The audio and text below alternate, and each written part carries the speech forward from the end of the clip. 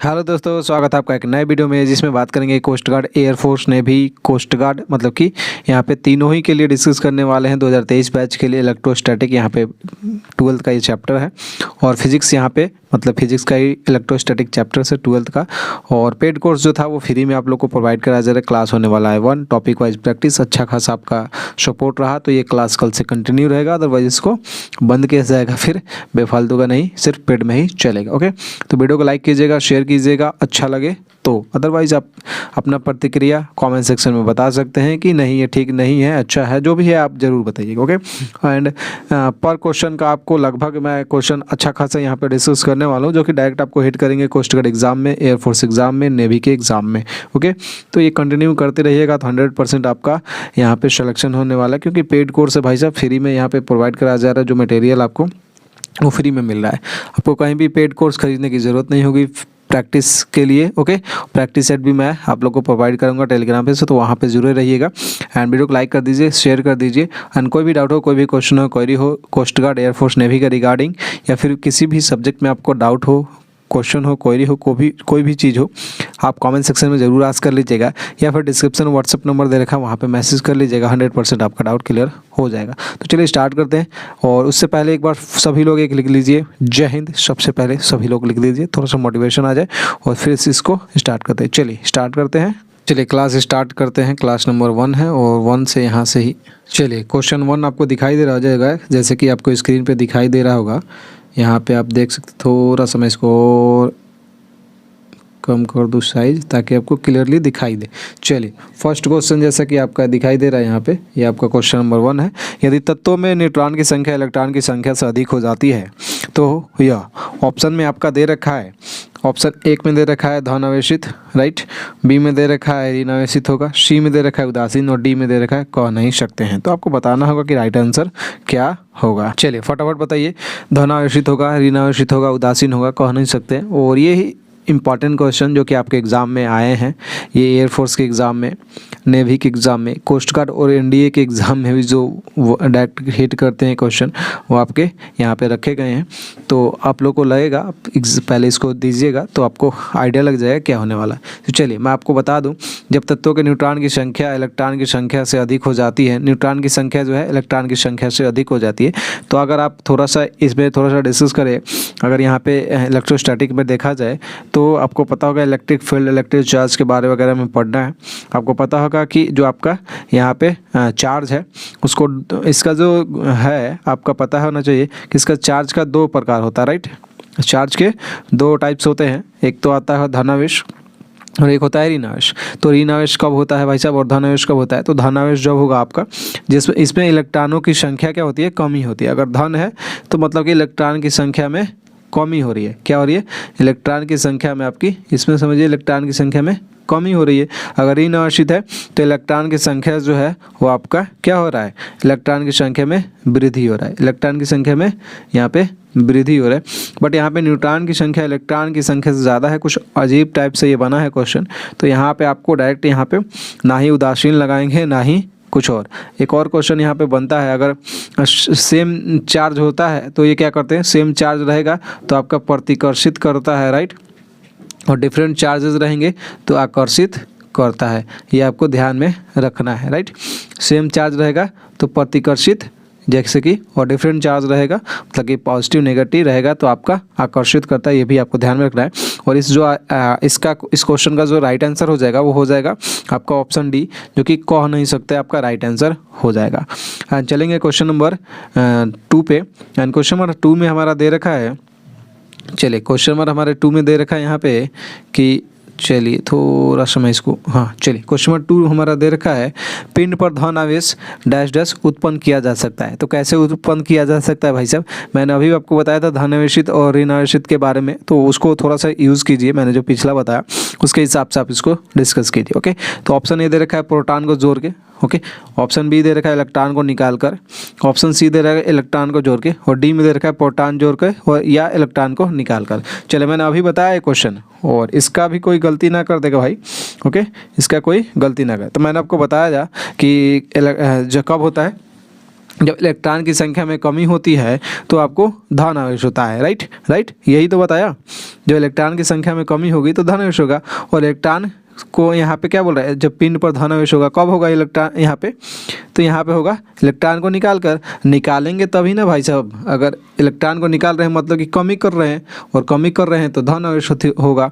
अगर यहाँ पे ऋण आवेशित होता तो इलेक्ट्रॉन को जोड़ का मतलब कि इलेक्ट्रॉन की वृद्धि हो रही है।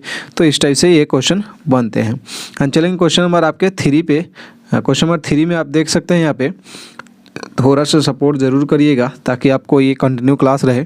जब कागज़ के हल्के टुकड़े जिन पर कोई आवेश नहीं होता है उन्हें ऋणात्मक रूप से आवेशित कंघी के निकट रखा जाता है तो वहाँ डैश डैश होगा। क्या होगा आपको बताना है। ऑप्शन ए में दे रखा है आकर्षण, बी में दे रखा है प्रतिकर्षण, सी में दे रखा है कोई बल नहीं, और डी में दे रखा है कह नहीं सकते हैं। तो आपको बताना है कि इसमें राइट आंसर क्या होगा। ओके, तो देखते हैं सबसे पहले कौन बताता है इसका राइट आंसर। तो चलिए मैं आपको बता दूं, आपको पता होगा जब कागज़ का टुकड़ा वगैरह रहता है तो उस पर कोई आवेश नहीं रहता है, लेकिन आप देखिएगा तो ऐसे कंघी को क्या करिएगा, बाल वगैरह में लगा के उसके बाद उसको ऐसे कागज़ को टच कीजिएगा तो वो चिपकता है, मतलब आकर्षित करता है। तो उन्हें ऋणात्मक रूप से आवेशित कंघी के निकट रखा जाता है। तो जब निकट रखा जाता है कंघी के निकट तो क्या होता है भाई साहब, तो वहाँ पे होता है आपका आकर्षण, राइट, आकर्षण होता है। ओके, तो ऑप्शन जो 1 नंबर दे रखा है वही आपका करेक्ट आंसर हो जाएगा। चलेंगे क्वेश्चन नंबर 4 पे। जरूर बता दीजिएगा कि आपको सेशन कैसा लग रहा है, क्लास कैसा लग रहा है। अगर अच्छा लग रहा हो तो ज़रूर इस क्लास को हम कंटिन्यू करेंगे, आप ज़रूर बताइएगा। एक कांच की छड़ को फर के साथ रगड़ा जाता है, फर के साथ, किसके साथ, फर के साथ रगड़ा जाता है। और एक अन्य कांच की छड़ को रेशम के साथ रगड़ा जाता है। एक फर के साथ रगड़ रहा है और दूसरा रगड़ रहा है रेशम के साथ, राइट, और दोनों ही क्या है, कांच ही है। कांच की छड़ को, कांच का एक छड़ है और ये भी कांच का ही छड़ है। एक कांच की छड़ को फर के साथ और एक कांच की छड़ को रेशम के साथ रगड़ रहा है। तो अगर दोनों कांच की छड़ों को एक दूसरे के करीब रखा जाता है तो एक दूसरे को क्या करेंगे। ओके, आपको पता होगा इसका राइट आंसर क्या होगा। तो चलिए मैं बता दूं आपको राइट आंसर इसका क्या होगा। ये दोनों ही क्या करेंगे, आपको क्या करेंगे, मैंने आपको बताया ना, जबकि कांच की छड़ को रखा जाता है तो फर के साथ रगड़ा जाता है तो क्या होता है, और एक अन्य कांच की छड़ को रेशम के साथ रगड़ा जाता है। अगर दोनों कांच की छड़ों को एक दूसरे के करीब रखा जाता है, दोनों कांच की छड़ को, तो क्या हो जाएगा, वो आपके आकर्षित करते हैं। तो ये आपका ऑप्शन 1 जो दे रखा है राइट आंसर हो जाएगा। अगर सिर्फ आपसे यही पूछ लेता कि एक कांच की छड़ को रेशम के साथ रगड़ा जाता है, सिर्फ इससे यही पूछता कि एक कांच की छड़ को रेशम के साथ रगड़ा जाता है तो आपका क्या होगा, मतलब कि उस पर मतलब कि क्या होगा, मतलब कि कांच की छड़ पे कौन सा आवेश होगा, ये आपको बताना है। देखते हैं कमेंट सेक्शन में सबसे पहले कौन बताता है। ओके, एंड चलेंगे क्वेश्चन नंबर 5 पे। और क्वेश्चन नंबर 5 जो मैंने शायद आपसे पूछा वही क्वेश्चन आपको यहाँ पे दिख रहा होगा, राइट। अभी मैंने यही क्वेश्चन आपसे पूछा था, जब हम रेशम के साथ एक कांच की छड़ को रगड़ते हैं तो कांच की छड़ पर किस प्रकार का आवेश होगा, कांच की छड़ पर किस प्रकार का आवेश होगा वो आपको बताना है। देखते हैं सबसे पहले राइट आंसर कौन देता है। ओके, तो ऑप्शन 1 में दे रखा है धनात्मक, बी में दे रखा है ऋणात्मक, 3 में दे रखा है उदासीन और 4 में दे रखा है कह नहीं सकते हैं। तो देखते हैं सबसे पहले राइट आंसर आखिर देता कौन है। तो सबसे पहले राइट आंसर कौन देता है, देखिए तो मैं आपको बता दूं, जब हम रेशम के साथ कांच की छड़ को रगड़ते हैं तो कांच की छड़ पर जो आवेश उत्पन्न होता है वो आपका उत्पन्न होता है धनात्मक। ये कांच की छड़ की बात कर रहा है, कांच की छड़ पर। अगर रेशम पूछ लेता है यहाँ पे, तो अगर रेशम आपसे पूछ लेता तो रेशम आपका यहाँ पे ऋणात्मक हो जाता, राइट, ऋणात्मक हो जाता। तो ये आपको ध्यान में रखना होगा। एंड चलेंगे क्वेश्चन नंबर आपका किस पे, क्वेश्चन नंबर है हमारा क्वेश्चन नंबर है 6। और क्वेश्चन नंबर 6 में क्या दे रखा है वो भी देख लीजिए। तो क्वेश्चन नंबर 6 में दे रखा है आपका, चलिए क्वेश्चन नंबर 6 है आपका, जब दो निकायों के आवेश समान है उन्हें एक दूसरे के निकट रखा जाता है। दोनों के आवेश समान है, मैंने आपको धन ऋण बताया था, वो इस पे ध्यान दीजिएगा। दोनों के आवेश समान है तो क्या होगा, फिर वे क्या करेंगे, आपको बताना है कि एक दूसरे को प्रतिकर्षित करेंगे। दूसरा दे रखा है एक दूसरे को आकर्षित करेंगे। तीसरा में दे रखा है ना तो आकर्षित और ना ही प्रतिकर्षित। और 4 में दे रखा है कह नहीं सकते हैं। तो चलिए देखते हैं सबसे पहले राइट आंसर कौन देता है। तो मैं आपको बता दूं, और ये क्लास आपको पर डे 4 बजे मिलेगा अगर आपका सपोर्ट रहा तो 4 बजे जैसा कि लाइव चल रहा है, आपको 4 बजे आ जाना है शाम को। ओके, तो मैं आपको बता दूं, मैंने बताया था कि जब दोनों सेम आवेश रहेंगे, दोनों सेम चार्ज रहेंगे ओके, तो सेम चार्ज रहेगा तो क्या करेंगे, रिपेल करेंगे, मतलब प्रतिकर्षित करेंगे। और डिफरेंट चार्जेस रहेंगे मतलब कि सेम रहेगा तो ये क्या करेंगे, प्रतिकर्षित मतलब रिपेल करेंगे। और डिफरेंट चार्जेस रहेंगे तो ये क्या करेंगे, डिफरेंट चार्जेस आकर्षित करेंगे, अट्रैक्ट करेंगे। तो ये आपको ध्यान में रखना होगा। ओके, चलिए, तो इसमें आपका क्या हो जाएगा, सेम चार्ज है तो सेम चार्ज होगा तो क्या हो जाएगा भाई साहब, तो ये आपको प्रतिकर्षित करेंगे, सेम चार्ज है, डिफरेंट रहता तो ये बी वाला ऑप्शन आपका राइट आंसर हो जाता। चलेंगे क्वेश्चन नंबर 7 पे। एंड क्वेश्चन नंबर 7 में दे रखा है, क्वेश्चन नंबर 7 में हमारा दे रखा है, 7 नंबर क्वेश्चन दे रखा है, यदि एक धन आवेशित निकाय दूसरे निकाय को आकर्षित करता है तो दूसरा निकाय है। एक धन है, निकाय आवेशित है, अगर दूसरे निकाय को आवेशित कर रहा है तो दूसरा निकाय क्या होगा वो आपको बताना। अभी वही सेम चल रहा है, एक धन। ओके, तो देखते हैं सबसे पहले राइट आंसर कौन देता है। और ओके, तो सबसे पहले देखते हैं कौन देता है। यदि एक धन आवेशित निकाय दूसरे निकाय को आकर्षित करता है तो दूसरा निकाय होगा, क्या होगा भाई साहब, धन आवेशित होगा, ऋण आवेशित होगा। धन आवेशित तथा उदासीन हो सकता है, डी में देखा ऋण आवेशित अथवा उदासीन हो सकता है। तो इसका मैंने कई बार बता दिया। और इसका राइट आंसर देखते हैं सबसे पहले HW, मतलब कि कॉमेंट सेक्शन में, इस लाइव चैट में नहीं, कॉमेंट सेक्शन में कौन देना है। तो चलिए हम डिस्कस करेंगे अब क्वेश्चन नंबर 8। और 8 नंबर क्वेश्चन में दे रखा है, निम्नलिखित उपकरण में से किसका उपयोग निकाय पर आवेश को ज्ञात करने के लिए किया जाता है। तो कौन सा उपकरण है जिसका उपयोग हम किस लिए करते हैं, तो निकाय पर आवेश को ज्ञात करने के लिए किया जाता है। और आपका 1 नंबर ऑप्शन दे रखा है दूरदर्शक, बी में दे रखा है विद्युतदर्शी, सी में दे रखा है मीटर और डी में दे रखा है इनमें से कोई नहीं। तो चलिए राइट आंसर देखते हैं कौन बताता है कि उपकरण में से किसका उपयोग निकाय पर आवेश को ज्ञात करने के लिए किया जाता है। तो मैं आपको बता दूं, जो इसका राइट आंसर हो जाएगा आपका वो हो जाएगा विद्युतदर्शी का इस्तेमाल किया जाता है। किस लिए किया जाता है, आवेश को ज्ञात करने के लिए किया जाता है। चलेंगे क्वेश्चन नंबर 9 पे। एंड क्वेश्चन नंबर 9 में हमारा क्या दे रखा है, तो क्वेश्चन नंबर 9 में देख सकते हैं यहाँ पे, क्वेश्चन नंबर 9 में दे रखा है, जब एक ऋण आवेशित गुब्बारा एक आवेशित विद्युतदर्शी के संपर्क में लाया जाता है तो ये देखा गया है कि विद्युतदर्शी की पत्तियाँ एक दूसरे से दूर हो गई है। तो फिर विद्युतदर्शी पर किस प्रकार का आवेश है वो आपको बताना है कि विद्युतदर्शी पर किस प्रकार का आवेश है। तो देखते हैं सबसे पहले राइट आंसर कौन देता है। क्वेश्चन नंबर है आपका 9 और क्वेश्चन नंबर 9 का राइट आंसर क्या हो जाएगा, जब एक ऋण आवेशित गुब्बारा एक आवेशित विद्युतदर्शी के संपर्क में लाया जाता है। राइट, तो यहाँ देखा गया कि विद्युतदर्शी की पत्तियाँ एक दूसरे से दूर हो गई, तो दूर हो रही है तो मतलब क्या है, तो फिर विद्युतदर्शी पर किस प्रकार आवेश होगा, तो आवेश कैसा होगा भाई साहब, तो वो आवेश कैसा होगा, वो आपका हो जाएगा ऋणात्मक, जो कि ऑप्शन ए आपका करेक्ट आंसर हो जाएगा। ओके, आपने सही समझा। ओके, चलिए क्वेश्चन नंबर किस पे, 10 पे। चलिए क्वेश्चन नंबर 10 डिस्कस करेंगे। क्वेश्चन नंबर 10 में दे रखा है, उदासीन विद्युतदर्शी को ऋण आवेशित एबोनॉइड छड़ द्वारा छुआ जाता है तो एबोनॉइड छड़ को हटाने के बाद विद्युतदर्शी पर आवेश किस प्रकार का होगा वो आपको बताना है। देखते हैं सबसे पहले राइट आंसर कौन देता है कि एक उदासीन विद्युतदर्शी को ऋण आवेशित एबोनॉइड छड़ द्वारा छुआ जाता है, एबोनॉइड छड़ को हटाने के बाद विद्युतदर्शी पर आवेश किस प्रकार का होगा। ऑप्शन 1 में दे रखा है ऋणात्मक, बी दे रखा है धनात्मक, सी उदासीन और डी दे रखा है संपर्क समय पर निर्भर करता है। तो चलिए राइट आंसर देखते हैं सबसे पहले कौन देता है, और इसका राइट आंसर क्या हो जाएगा, क्वेश्चन नंबर 10 और 10 का कितना आंसर हो जाएगा। चलिए मैं आपको बता दूं 10 का राइट आंसर क्या हो जाएगा, तो इसका भी राइट आंसर आपका क्या हो जाएगा, जब एक उदासीन विद्युतदर्शी को ऋण आवेशित एबोनॉइड छड़ द्वारा छुआ जाता है तो एबोनॉइड छड़ को हटाने के बाद विद्युतदर्शी पर आवेश के एबोनॉइड छड़ को जब हटा दीजिएगा तो उस पर जो आवेश होगा वो किस प्रकार का होगा, तो हो जाएगा ऋणात्मक। ओके, तो ऑप्शन ए आपका करेक्ट आंसर हो जाएगा। चलेंगे क्वेश्चन नंबर 11 पे। एंड क्वेश्चन नंबर 11 में क्या दे रखा है, क्वेश्चन नंबर 11 में दे रखा है आपका कि विद्युत अवरोधकों की सामग्री के संबंध में निम्नलिखित में से कौन सा कथन सही है। और देखते हैं सबसे पहले राइट आंसर कौन देता है, और ऑप्शन आपका दे रखा है यहाँ पे, तो ऑप्शन आपको यहाँ से मिलाते चलना है। और अभी तक आपके 10 में से कितने सही हुआ, लास्ट में स्कोर ज़रूर बता के जाइएगा ताकि उससे आइडिया लग सके कि आपने कितना सही किया कितना गलत किया है। ओके, चलिए तो मैं आपका राइट आंसर दे देता हूँ। इसका ऑप्शन में पहले देख लें, इनमें कोई इलेक्ट्रॉन नहीं होता है। बी में दे रखा है इनके माध्यम से इलेक्ट्रॉन आसानी से प्रवाहित नहीं होते हैं। सी में दे रखा है वे क्रिस्टल होते हैं। और डी में दे रखा है उनकी सतह के प्रोटॉन से अधिक इलेक्ट्रॉन की संख्या है। चलिए राइट आंसर देखते हैं कौन बताता है। विद्युत अवरोधकों की सामग्री के संबंध में निम्नलिखित में से कौन सा कथन सही है। तो मैं आपको बता दूं इनमें से कथन कौन सा सही है भाई साहब। तो ये आपका राइट आंसर कौन सा हो जाएगा। तो इनके माध्यम से इलेक्ट्रॉन आसानी से प्रवाहित नहीं होते हैं, यही आपका करेक्ट स्टेटमेंट है, जो कि ऑप्शन 2 में आपको मिल जाएगा। ओके, चलेंगे क्वेश्चन नंबर चलिए क्वेश्चन नंबर आ जाएगा 12 पे। क्वेश्चन नंबर 12 में क्या दे रखा है। तो क्वेश्चन नंबर 12 में दे रखा है किसी चालक में विद्युत की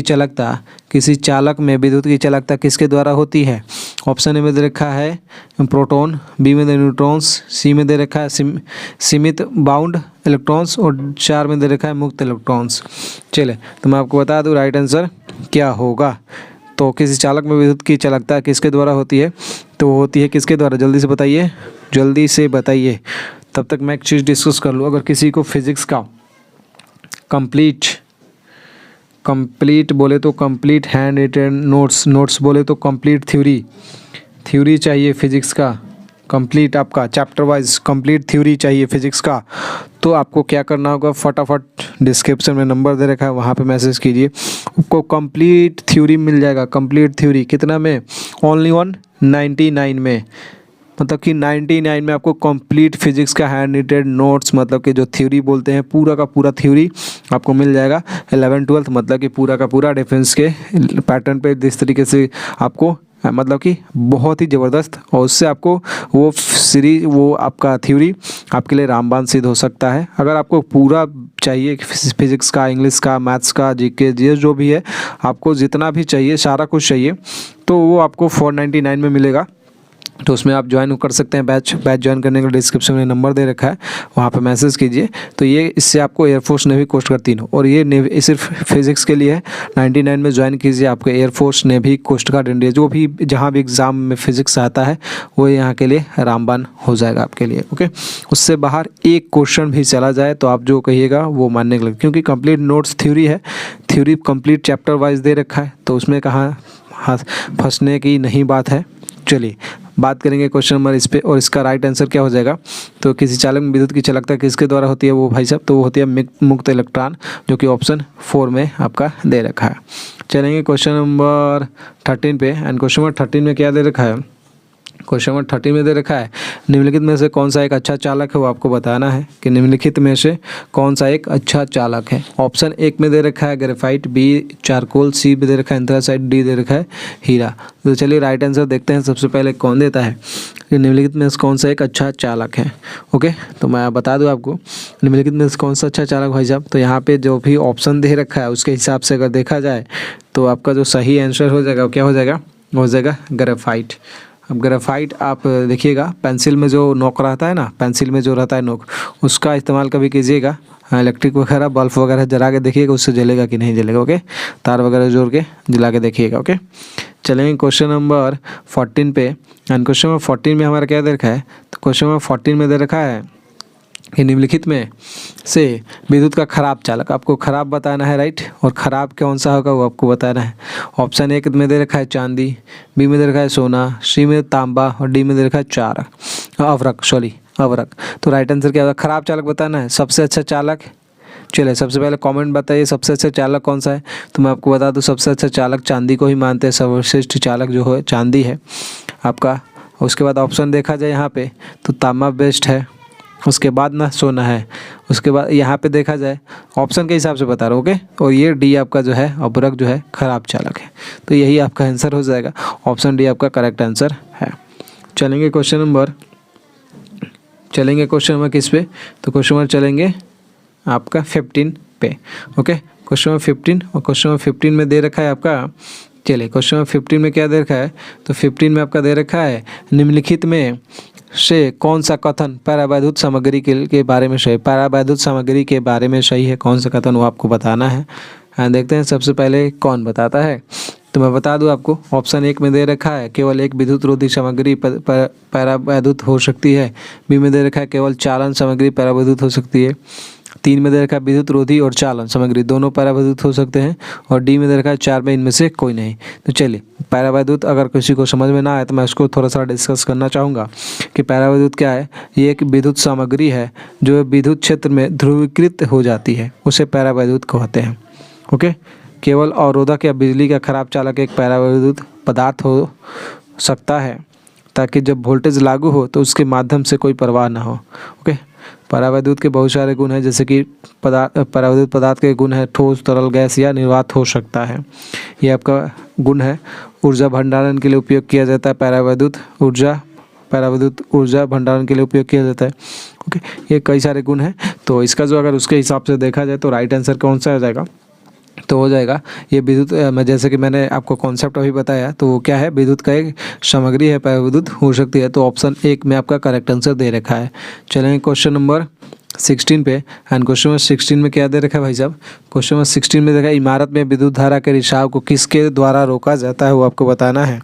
इमारत में विद्युत धारा के रिसाव को किसके द्वारा रोका जाता है। ऑप्शन 1 में दे रखा है फ्यूज के द्वारा, बी में दे रखा है सूक्ष्म परिपथ भंजक के द्वारा, सी में भूस्खलन करण के द्वारा, डी में दे रखा है इसमें से कोई नहीं।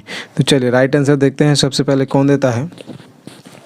और फ्यूज दे रखा है, सूक्ष्म परिपथ भंजक, भूस्म कर्ण दे रखा है, इसमें कोई नहीं। चलिए मैं आपको बता दूं इसका राइट आंसर जो हो जाएगा, इमारत में विद्युत इस धारा के रिसाव को किसके द्वारा रोका जाता है, तो हो जाता है वो क्या हो जाएगा,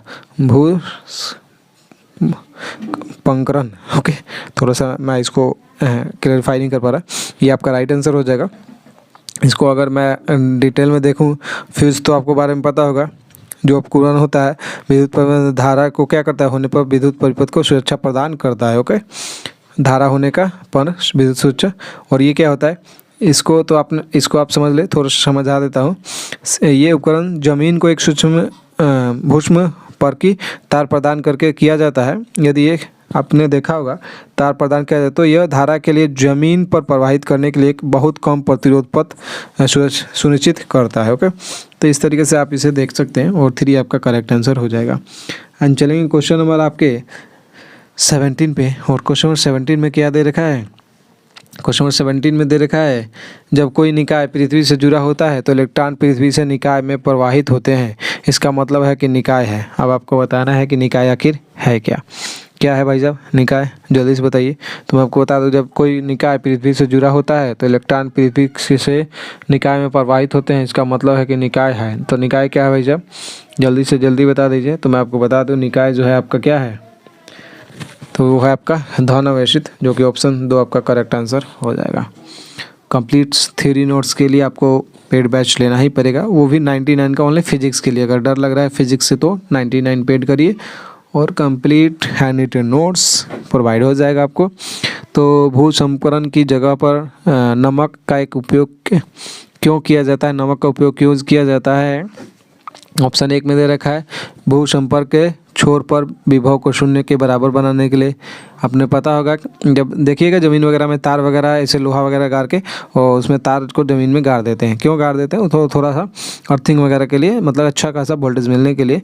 तो जगह पर नमक का उपयोग क्यों किया जाता है, आपको पता होगा। तो नमक का उपयोग क्यों किया जाता है, तो यहाँ पर आपको बताना है। चलिए विद्युत परिपथ बढ़ाने के लिए, और डी में दे रखा है उपरोक्त सभी। तो चलिए मैं आपको बता दूँ, ये क्वेश्चन नंबर आपका 18 है, तो इसको मैं बता दूं। तो मैंने जैसे कि मैंने बता ही किया कि भू संपर्क के छोर पर चालकता में वृद्धि करने के लिए, जो चालकता है ओके, उसको वृद्धि करने के लिए वो उसमें नमक को दिया जाता है। चलेंगे क्वेश्चन नंबर 19 पे। क्वेश्चन नंबर 19 में दे रखा है, क्वेश्चन नंबर 19 सॉरी यार, क्वेश्चन नंबर 19 क्वेश्चन ही गायब कर दिया मैंने तो। चलिए इसको स्किप कीजिए, यहाँ से देखिए क्वेश्चन नंबर 19 ओके, उसको स्किप कर दीजिए। प्रतिरोध के आधार पर धातु, गैर धातु और अर्धचालक की व्यवस्था ओके आपको बताना है। ओके, तो ये सॉरी, प्रतिरोध के आधार पर धातु, गैर धातु और अर्धचालक की व्यवस्था करें। ऑप्शन 1 में दे रखा है ये आपको बताना है, और इसमें ऑप्शन पढ़ने की ज़रूरत नहीं है, आप फटाक से बता दीजिए।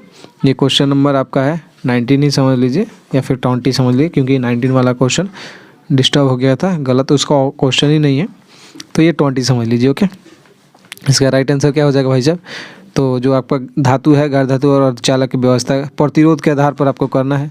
तो प्रतिरोध के आधार पर अगर देखा जाए तो सबसे ज़्यादा किसका होता है और सबसे कम किस, प्रतिरोध के आधार पर जो 3 आपका जो है करेक्ट आंसर हो जाएगा, क्योंकि गैर धातु सबसे ज़्यादा, अर्धचालक उसके बाद धातु। ओके, चलेंगे क्वेश्चन नंबर 21 पे।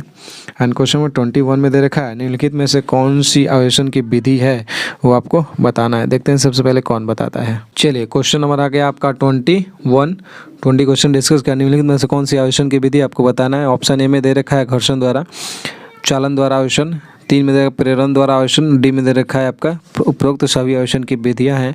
तो राइट आंसर क्या होगा कि कौन सी आवेशन की विधियां आपको बताना है। तो मैं आपको बता दूं, इसका जो राइट आंसर हो जाएगा इसमें घर्षण द्वारा आवेशन, ये भी आपका करेक्ट आंसर है। चालन द्वारा आवेशन करेक्ट आंसर, प्रेरण द्वारा आवेशन ये भी करेक्ट। तो डी आपका राइट आंसर हो जाएगा, उपरोक्त सभी आवेशन की विधियाँ हैं। ओके, चलेंगे क्वेश्चन नंबर, आपको पता होना चाहिए विद्युत आवेश क्या होता है। एक संरक्षित है जिसका अर्थ है कि विद्युत आवेश को ना तो बनाया जा सकता है और ना ही नष्ट किया जा सकता है। और आवेशन की विधि आप ये देख रहे हैं, जो ये आपको नोट कर लेना है कि यही सभी आवेशन की विधियां हैं। और क्वेश्चन नंबर चलेंगे 22 पे। एंड क्वेश्चन नंबर 22 में दे रखा है आपका विप्रेरण द्वारा आवेशन में एक आवेशित वस्तु और एक अन्य आवेशित वस्तु क्या करेंगे, एक दूसरे को क्या करते हैं भाई साहब, छूती है। 2 में दे रखा है एक दूसरे को नहीं छूती है। सी में दे रखा है 1 और 2 दोनों सही है। और डी में दे रखा है मतलब कि 4 में दे रखा है इनमें से कोई नहीं। तो चलिए देखते हैं सबसे पहले राइट आंसर कौन देता है, इसका राइट आंसर कौन देता है। तो मैं आपको बता दूं, जो इसका राइट आंसर हो जाएगा आपका क्या हो जाएगा, तो ये क्या हो जाएगा, तो विप्रेरण द्वारा आवेशन में एक आवेशित वस्तु और एक अन्य वस्तु, ये क्या करेंगे, आवेशित है एक अन्य आवेशित है, तो एक दूसरे को नहीं छूते हैं, सीधा बात है। 2 ऑप्शन आपका करेक्ट हो जाएगा। चलेंगे क्वेश्चन नंबर 23 पे।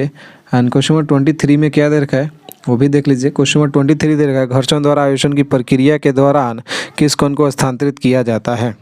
घर्षण द्वारा आवेशन की प्रक्रिया जब होती है के दौरान किस कण को स्थानांतरित किया जाता है वो आपको बताना है। और ऑप्शन 1 में दे रखा है आपको प्रोटॉन को, बी में दे रखा है इलेक्ट्रॉन, सी में दे रखा है न्यूट्रॉन और डी में दे रखा है प्रोटॉन और इलेक्ट्रॉन दोनों। तो चलिए राइट आंसर देखते हैं। सबसे पहले कौन बताता है, घर्षण द्वारा आवेशन की प्रक्रिया के दौरान किस कण को स्थानांतरित किया जाता है। तो किस कण को स्थानांतरित किया जाता है, सबसे पहले देखते हैं राइट आंसर कौन देता है। तो मैं आपको बता दूं, जो इसका राइट आंसर हो जाएगा वो हो जाएगा क्या हो जाएगा, इलेक्ट्रॉन आपका राइट आंसर हो जाएगा। हम चलेंगे क्वेश्चन नंबर 24 पे। क्वेश्चन नंबर 24 में दे रखा है, क्वेश्चन नंबर 24 में क्या दे रखा है भाई साहब, तो ये देख लीजिए। क्वेश्चन नंबर 24 दे रखा है जब किसी ऋण आवेशित गुब्बारे का उपयोग किसी उदासीन वस्तु को संपर्क द्वारा आवेशित करने के लिए किया जाता है, तो राइट आंसर क्या हो जाएगा। ऑप्शन 1 में दे रखा है गुब्बारा उदासीन हो जाता है और वस्तु ऋण आवेशित हो जाता है। 2 में दे रखा है कि गुब्बारा धन आवेशित हो जाता है और वस्तु ऋण आवेशित हो जाती है। 3 में दे रखा है गुब्बारे और वस्तु दोनों ही ऋणात्मक रूप से आवेशित हो जाते हैं। 4 में दे रखा है गुब्बारे और वस्तु दोनों धनात्मक रूप से आवेशित हो जाते हैं। तो देखते हैं सबसे पहले राइट आंसर आखिर देता कौन है कि जब किसी ऋण आवेशित गुब्बारे का उपयोग किसी उदासीन वस्तु को संपर्क द्वारा आवेशित करने के लिए किया जाता है, तो उसका राइट आंसर क्या होगा। तो चलिए मैं आपको बता दूं क्या होगा भाई साहब।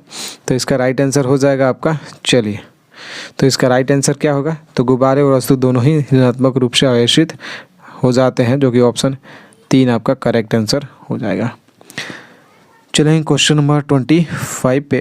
क्वेश्चन नंबर 25 में क्या दे रखा है, क्वेश्चन नंबर 25 दे रखा है यदि एक उदासीन निकाय एक आवेशित धातु छड़ की मदद से चालन द्वारा आवेशित किया जाता है तो इस प्रक्रिया में छड़ पर आवेश होगा। क्या होगा, जब एक उदासीन निकाय एक आवेशित धातु छड़ की, धातु की बात कर रहे हैं, धातु छड़ की मदद से चालन द्वारा आवेशित किया जाता है तो इस प्रक्रिया में छड़ पर आवेश होगा। 1 में दे रखा है बढ़ेगा, 2 में दे रखा है घटेगा, 3 में दे रखा है अपरिवर्तित रहेगा और डी में दे रखा है कह नहीं सकते हैं। चलिए राइट आंसर देखते हैं सबसे पहले कौन देता है। यदि एक उदासीन निकाय पर एक आवेशित धातु छड़ की मदद से चालन द्वारा आवेशित किया जाता है तो इस प्रक्रिया में छड़ पर आवेश क्या होता है भाई साहब, तो आवेश जो होता है वो डिक्रीज करता है, मतलब कि घटेगा। तो 2 आपका करेक्ट आंसर हो जाएगा। हम आ चुके हैं 26 पे। यदि एक उदासीन वस्तु को प्रेरण द्वारा आवेशित धातु क्षर की मदद से आवेशित किया जाता है तो इस प्रक्रिया में क्षर पर आवेश होगा वो आपको बताना है। 1 में दे रखा है बढ़ेगा, बी में 2 में दे देगा घटेगा, 3 में अपरिवर्तित रहता है और डी में कह नहीं सकते हैं। तो जब एक उदासीन वस्तु को प्रेरण द्वारा आवेशित धातु क्षर की मदद से आवेशित किया जाता है तो इस प्रक्रिया में क्षर पर आवेश होगा। अब क्या होगा भाई साहब, तो उदासीन वस्तु है, प्रेरण द्वारा आवेशित कर रहे हैं, धातु की क्षर है तो आवेशित किया जाए तो इस प्रक्रिया में क्षर पर आवेश क्या होगा, तो वो भाई साहब अपरिवर्तित रहता है, जो कि 3 आपका करेक्ट आंसर हो जाएगा। ओके, चलेंगे क्वेश्चन नंबर 27 पे। क्वेश्चन नंबर 27 इंपॉर्टेंट क्वेश्चन है, इंडिया के एग्जाम में आया है आपके। एक धन आवेशित लोहे की छड़ को एल्युमिनियम के उदासीन गोले को बिना स्पर्श किए करीब लाया जाता है। एल्युमिनियम गोला तार के साथ भू संपर्क में है। जब तार हटा दिया जाता है तो एल्युमिनियम गोला डैश डैश हो जाएगा। क्या हो जाएगा भाई साहब, ऑप्शन 1 में दे रखा धनात्मक, बी ऋणात्मक, 3 अपवर्तित, डी कह नहीं सकते हैं। तो चलिए देखते हैं सबसे पहले राइट आंसर कौन देता है कि एक धन आवेशित लोहे की छड़ को एल्युमिनियम के उदासीन गोले को बिना स्पर्श किए करीब लाया जाता है तो एल्युमिनियम गोला तार के साथ भू संपर्क में है, तो तार हटा दिया जाता है, एल्युमिनियम गोला हो जाएगा। तो क्या हो जाएगा, चलिए तो मैं आपको बता दूं राइट आंसर आपका क्या हो जाएगा। क्वेश्चन नंबर 27 और 27 का राइट आंसर, तो गोला एल्युमिनियम का गोला जो हो जाएगा वो हो जाएगा ऋणात्मक, जो कि ऑप्शन 2 आपका करेक्ट आंसर हो जाएगा। चलेंगे क्वेश्चन नंबर 28 पे। एंड क्वेश्चन नंबर 28 में क्या दे रखा है, तो क्वेश्चन नंबर 28 में आपका दे रखा है कि एक आवेशित धात्विक छड़ का धात्विक गोले के साथ धात्विक गोले के साथ स्पर्श किया जाता है तो जो भू संपर्क में है, और जब छड़ हटा दी जाती है तो गोले पर आवेश ऑप्शन 1 में दे रखा है उदासीन रहेगा, 2 में दे रखा है छड़ पर आवेश के विपरीत प्रकार का होगा, 3 में दे रखा है कि छड़ पर आवेश के समान प्रकार का होगा, और डी में दे रखा है आपका यहाँ पे कह नहीं सकते हैं। तो चलिए देखते हैं सबसे पहले राइट आंसर क्या होगा। क्वेश्चन में राइट आंसर का इसका क्या हो जाएगा, तो सबसे पहले देखते हैं कौन देता है इसका राइट आंसर। तो इसका राइट आंसर हो जाएगा, वो हो जाएगा क्या, उदासीन रहेगा। चलेंगे क्वेश्चन नंबर 29 पे। एंड क्वेश्चन नंबर 29 है, जब धन आवेशित छड़ को धात्विक प्लेट के करीब रखा जाता है तो धात्विक प्लेट पर शुद्ध डैश डैश होगा, आवेश होगा। क्या होगा, 1 में धनात्मक, 2 ऋणात्मक, 3 उदासीन, 4 दे रखा है, इनमें से कोई नहीं। तो सबसे पहले देखते हैं राइट आंसर कौन देता है, और इसका राइट आंसर हो जाएगा क्या हो जाएगा भाई साहब, तो हो जाएगा, जल्दी से बता दीजिए। क्वेश्चन है 29 और इसका राइट आंसर हो जाएगा उदासीन, जो कि ऑप्शन 3 में आपका दे रखा है। चलेंगे क्वेश्चन नंबर लास्ट, मतलब कि क्वेश्चन नंबर है 30, और 30 नंबर क्वेश्चन में क्या दे रखा है, अच्छा खासा क्वेश्चन बना के रखा है इसको, एनडीए के एग्जाम में आया है। 30 नंबर क्वेश्चन है, एक तटस्थ